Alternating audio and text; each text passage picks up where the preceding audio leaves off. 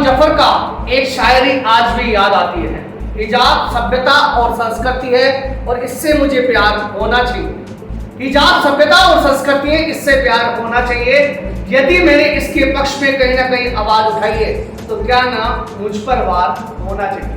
कारनाम जफर एक शायर थे और उनकी शायरी आज भी याद आती है। हिजाब को लेकर आपको बता दें कि सन 2021 के अंदर कर्नाटक के एक कॉलेज के अंदर ये विवाद गरमाया गया था और विवाद गरमाने के बाद जब सुप्रीम कोर्ट के अंदर ये विवाद पहुंचा, सुप्रीम कोर्ट में विवाद पहुंचने पर तीखी बहस हुई, जजों की एक राय भी नहीं बन पाई। उसके बाद में कर्नाटक का यह विवाद राजस्थान के अंदर भी फैल चुका। राजस्थान में राजस्थान एजुकेशनल सोसाइटी के द्वारा गठन किया गया और इस हिजाब पर बेल लगाने की कार्रवाई भी शुरू की गई। आज राजस्थान के अंदर विधानसभा सत्र चल रहा है, नई सरकार है और नई सरकार के चलते विधानसभा के इस सत्र के अंदर हिजाब को बैन करने की मांग भी उठाई जा रही है। लेकिन आपको बता दें कि राजस्थान में 2 विधायक हैं, एक किशनपोल की विधायक और एक आदर्श नगर के विधायक, जिन्होंने इस हिजाब को लेकर बड़ी बात कही। इन्होंने बताया कि माता सीता का हमने आज तक कभी जिंदगी में नाखून भी नहीं देखा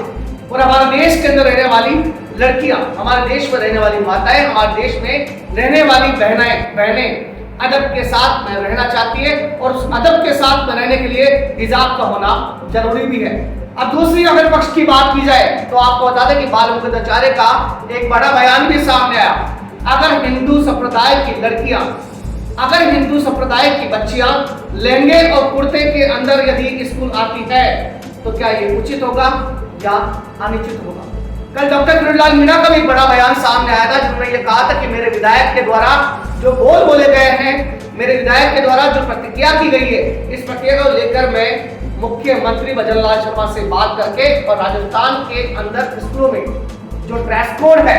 समान ड्रेस कोड होना चाहिए और समान ड्रेस कोड के लिए मैं अपना प्रस्ताव रखूंगा, लेकिन राजस्थान के स्कूलों के अंदर हिजाब बैन होना चाहिए। मुद्दे की सबसे बड़ी बात यह है कि राजनीति और सियासत के अंदर हिजाब को लेकर जो बातें कही गई है उसको लेकर लगातार मुद्दे गरमाते हुए नजर आ रहे हैं और ये गरमाते हुए ये मुद्दे हिंदू और मुस्लिम की राजनीति को लेकर अब अग्रेसिव होते हुए नजर आ रहे हैं। बार बार भारतीय जनता पार्टी के द्वारा तुष्टीकरण के आरोप कांग्रेस पे लगाए गए थे और अब कांग्रेस ने भाजपा को आड़े हाथ दे दिया।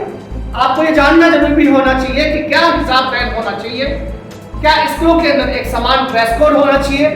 या क्या स्कूलों के अंदर या मदरसों की अगर बात की जाए तो हिजाब यदि बैन नहीं होता है तो कहीं ना कहीं भेदभाव और तुष्टीकरण की राजनीति कहीं ना कहीं स्टार्ट हो जाएगी। और सबसे बड़ी बात, जो हमारा देश है, राजस्थान जो हमारा राज्य है,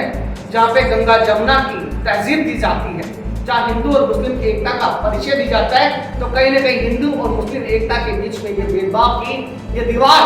भेदभाव की ये पानी, भेदभाव का ये समुद्र कहीं ना कहीं इस राज्य को, इस देश को बहता हुआ लेकर न जाए।